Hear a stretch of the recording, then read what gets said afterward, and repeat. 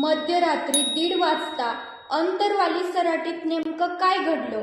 मनोज जरांगे पाटलांनी उपोषण का मागे घेतलं? मराठा आरक्षणाचा हा लढा आता कोणत्या वळणावर आला आहे आणि सरकारने दिलेला तो सिक्रेट ड्राफ्ट काय होता? या सर्व प्रश्नांची उत्तरे आता आपण पाहणार आहोत. काल रात्री महाराष्ट्राच्या राजकारणाला कलाटी देणाऱ्या अत्यंत नाट्यमय घडामोडी घडल्या. काल रात्री अखेर मनोज जरांगे पाटील यांनी आपलं अमर उपोषण स्थगित केलं. पण हा प्रश्न इतक्या सहजासहजी सुटलाय का? तर मुळीच नाही. काल रात्रीच्या वेळी मुंबईतील मंत्रालयापासून ते थेट मुख्यमंत्री देवेंद्र फडणवीसच्या सागर बंगल्यापर्यंत प्रचंड हालचाली सुरू होत्या. अनेक खलबतानंतर एक शासकीय मसुदा तयार करण्यात आला आणि अशा शासकीय ड्राफ्ट घेऊन राज्याचे मंत्री राधाकृष्ण विखे पाटील आणि आमदार प्रसाद लाड रात्री थेट 1:30 वाजता अंतरवाली सराटीमध्ये पोहोचले. आता पाहूयात सरकारने या ड्राफ्टमध्ये जरांगे पाटलांच्या कोणत्या मागण्या मान्य केल्या आहेत.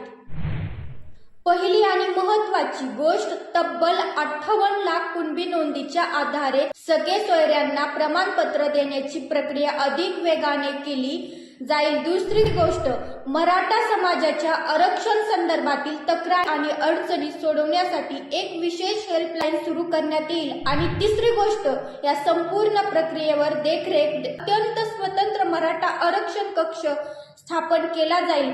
पण मित्रांनो, खरा ट्विस्ट पुढे आहे. जरांगे पाटलांनी उपोषण पूर्णपणे मागे घेतलं नाही, तर केवळ स्थगित केलं आहे. यासाठी त्यांनी सरकारला थेट 2 जून 2026 पर्यंतची मुदत दिली आहे. 2 जून ही तारीख अत्यंत महत्वाची आहे, कारण या मुदतीसाठी सरकारने या ड्राफ्टचं रूपांतर अधिकृत शासन निर्णय म्हणजे GR मध्ये केलं पाहिजे. जर 2 जून पर्यंत GR निघाला नाही तर 3 जून पासून यापेक्षाही तीव्र आंदोलन छेडण्याचा इशारा जरांगे पाटलांनी दिला आहे. दुसरीकडे या संपूर्ण घडामोडीवर मुख्यमंत्री देवेंद्र फडणवीस यांनी आरक्षणाबाबत एक मोठी महत्वाची ग्वाही दिली आहे.